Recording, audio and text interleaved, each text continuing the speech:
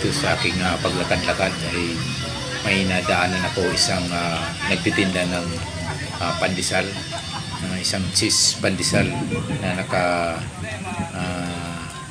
rolling store itong nagtitinda. Subukan natin manghingi.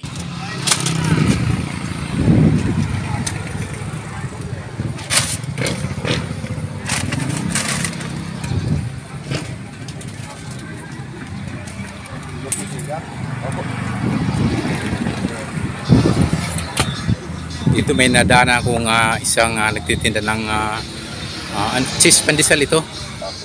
Jim, anong nga pangalan mo? Ay, JM nga pangalan mo, no? Okay. Jim, matagal ka na ba, JM, na nagtitinda ng pandesal? Kumusta naman, JM, yung kita? Okay lang? Okay. JM, pwede bang makahingi ng pandesal? Pandesal kay GM. Thank you, GM. Talagang walang kabog-kabog. Ito'y kumuha ito ng pandesal at ito'y pinatikim sa akin. Ito, binigyan ako GM ng pandesal. Napakasarap. Tikman natin. Malaki pandesal. Masarap nga.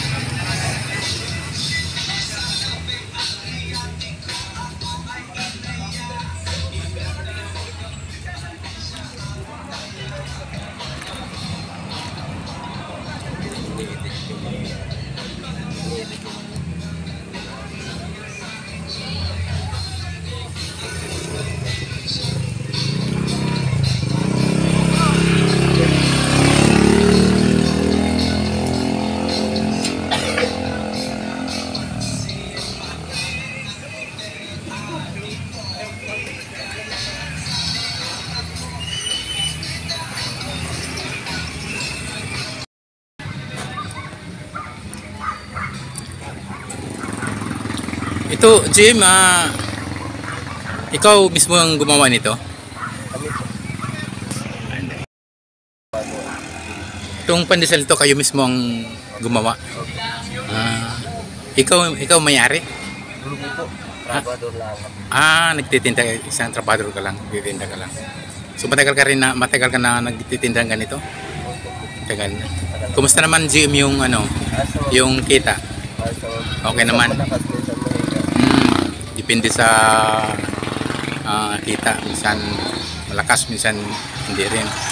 So alam mo, GM, talagang ang mga ganitong dahil napakasipag nyo, lumalabang ka ng patas, nasa tama yung mo, nagtitinda ka ng tama, hindi tulad yung iba dyan na gumagawa lang ng kapira pero masama naman yung trabaho. So ito talagang unang-una pagkain to ng bayan at ito ay talagang pang-almusal ng bayan itong pandesal. Napakasarap nga talaga yung anong pangalan ng niyo? Mang Jose. Mang Jose cheese pandesal. So ito po itong Mang Jose pandesal, ito ipaikot-ikotan dito sa Tanawan.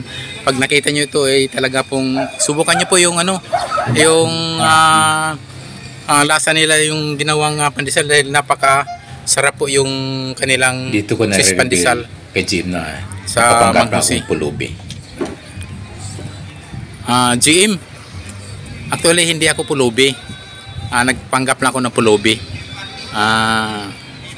Nasa social media, social experiment ka namin. Kaway-kaway, GM, sa camera. Dahil nga sa iyong kabutihan, GM, ako'y may bibigay rin sa iyo. Sandali lang, GM. Dito ko na kinuha yung reward para ibigay kay GM dahil nga isa itong napaka buting tao at ito nga nung sinubukan kong humingi ay talagang walang kaano-ano ay ako'y binigyan agad niya ng pandesal. Marapat lang na ito'y bigyan ng biyaya dahil ito'y napakabait na tao. GM, dahil ako'y binigyan mo ko ng pandesal, hindi mo na ako kilala, binigyan ng pandesal. Talagang napakabuti mong tao. Naghanap talaga kami ng tao na mabuting kalooban. So, ikaw yung isa sa maswerte na sa araw nito na bigyan ng biyaya. Akin na Jim yung kamay mo. Dalawang kamay mo. 1, 2, 3, 4, 5, 6, 7, 8, 9, 10, 11, 12, 13, 14, 15, 16, 17, 18, 19, 20. Dito ko na tinudo yung kabuang halaga kay GM at ito'y talagang nagpa-saya sa kanya. 30,000.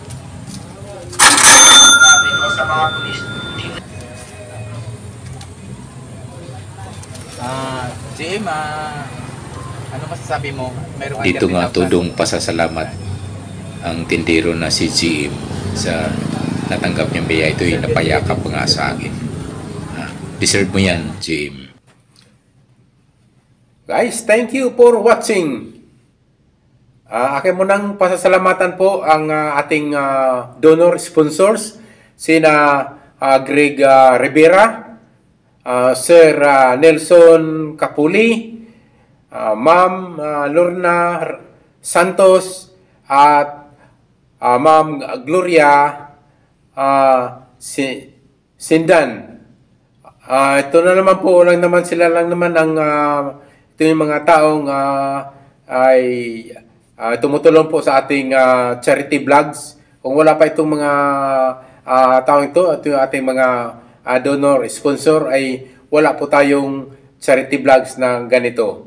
Maraming salamat po sa inyo, sir, ma'am, sa inyong tulong na upa po ay ito yung ating aking pong ipagtaguyod po yung aking charity vlogs sa inyong tulong. Maraming salamat po sa inyo, sir, ma'am, salamat po. At yung mga gusto po lang tumulong dyan po sa Dakbayan sa Sugbo, sa Cebu, yung mga dato dyan, mga nakaangat-angat po sa buhay, pwede po kayong tumulong. Ito po yung aking pwede kayong kumontak po sa aking cellphone number. Ito po cellphone number ko na nag-display sa TV sa aking video. At kung gusto naman po through GCash po, pwede kayong magpadala po sa through GCash po. Ito po yung aking GCash number. Ito po 0910-934-8484 Alejandro Sanchez. Sa inyo po mga bagong subscriber, maraming salamat po. At sa hindi pa nakapanood po sa aking mga video, please watch my video. At sa inyo pong pag-subscribe at pag-like at pag-share na rin ay isa pong napakalaking tulong po sa akin yun, sa aking video. Thank you so much. Hanggang sa susunod po ng ating lakad ni Kuya Al.